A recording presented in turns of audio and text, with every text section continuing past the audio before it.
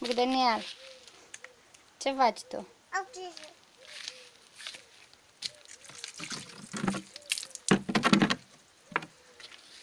Te duci, te bagi în cada cu apă? Da. Hai, du-te și în noapte. Bagă-te în cada cu apă.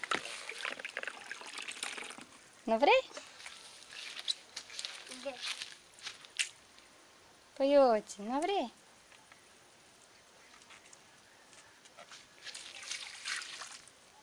Ui. Dar nu te duci să uzi floricica cu apă. Da. Ia o leacă de apă de aici și du-te acolo și udă floarea. O leacă, nu mult, ca să o poți duce.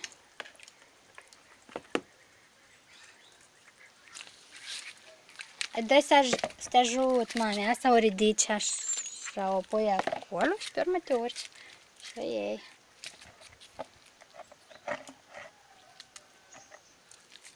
Așa, te duci, te duci.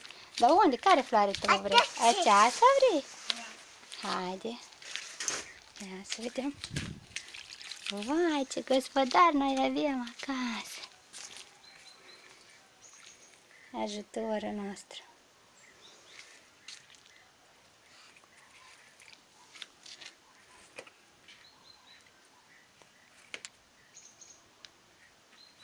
Mam.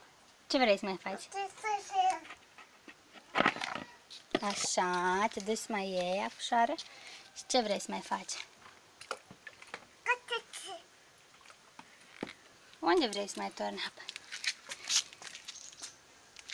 Așa, bravo!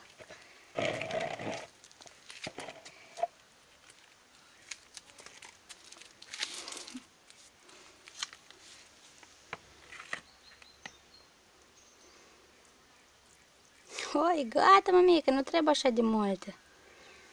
Așa multe nu trebuiește de turnat. Te duci să mai turni la altele? Au, acolo e sama să nu te lunici, mame, că lunecozi dacă torni. Atent.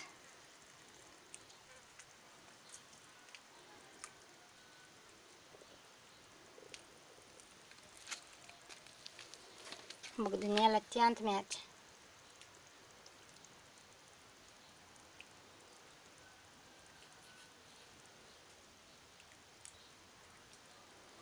Dar unde sunt floricele? Te duci să rupi mame floricele? Mi-aduci niște floricele? Hai, pune jos vasul acela.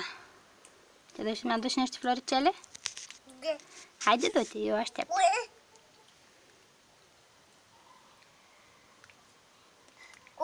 Atent.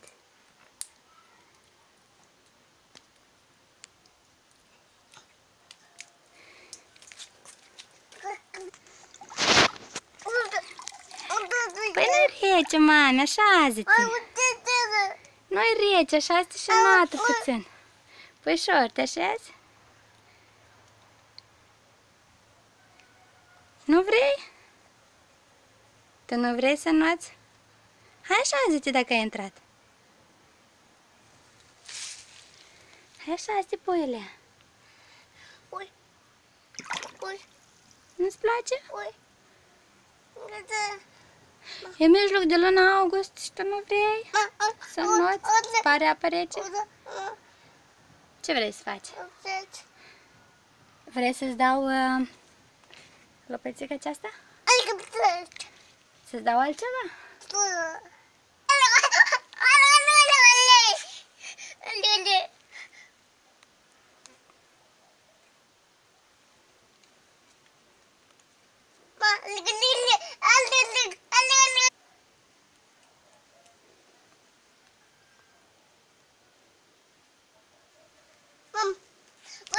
Bine, hai să ieșim.